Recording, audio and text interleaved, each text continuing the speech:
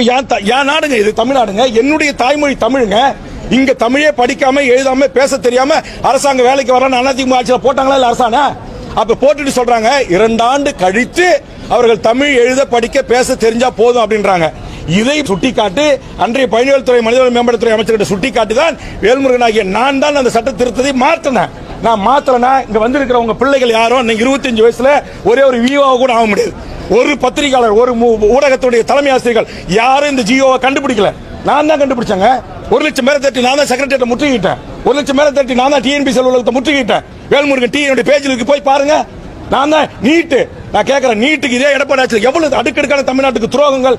நீட்டு தேர்வுக்கு 16 வயசு ஒரு 10வது 12வது படிச்ச ஒரு பொண்ணு எப்படிங்க தேர்வு மத்திய பிரதேசம் போக முடியும்? எப்படி கேரளாவுக்கு போக முடியும்? எப்படி ஆந்திராவுக்கு போக முடியும்? ஏதுனாங்க இங்கிருந்து 1000 பேரோட போய் அண்ணா நகரில் இருக்கிற தென்னிந்தியாவுக்கான இயக்குனர் நீட் அலுவலகத்தை முற்றுகிட்டு கொஸ்டின் பேப்பரை கைப்பட்டு அங்க பேச்சுவார்த்தை நடத்தினேன்.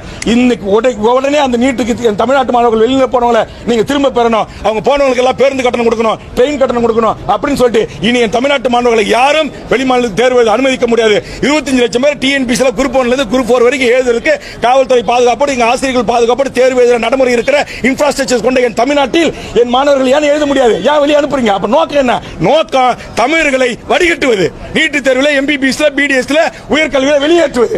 இன்னைக்கு அதே மாதிரி இன்னைக்கு எல்லா நுழைவுத் தேர்வுகளையும் கொண்டு வந்துட்டீங்க. இன்னைக்கு போய் ரயில்வே போய் ஆந்திராவில் எழுதுன்றீங்க. ஆந்திராவுக்கு எப்படி நான் போக முடியும்? அதைத்தான் நான் கேட்கிறேன். அப்ப என்னுடைய உணர்வு என்ன? ஒட்டுமொத்த தமிழ்நாட்டில் வாழ்கிற 7 கோடி மக்களின் உணர்வு. இது ஒரு சாதிக்கான உணர்வு இல்ல, ஒரு மதத்துக்கான உணர்வு இல்ல, ஒரு கட்சிக்காரனுக்கான உணர்வு இல்ல. ஒட்டுமொத்தமாக இந்த மண்ணில் வாழ்கிற அத்தனை கோடி மக்களின் வாழ்வு உரிமை, அவருடைய வேலை வாய்ப்பு உரிமைக்கான பிரச்சனை. நான் என் மொழிக்காக, என் இனத்திற்காக, என் தமிழ்நாட்டு மக்களின் வேலை வாய்ப்பு உரிமைகளுக்காக நான் போராடுவேன்.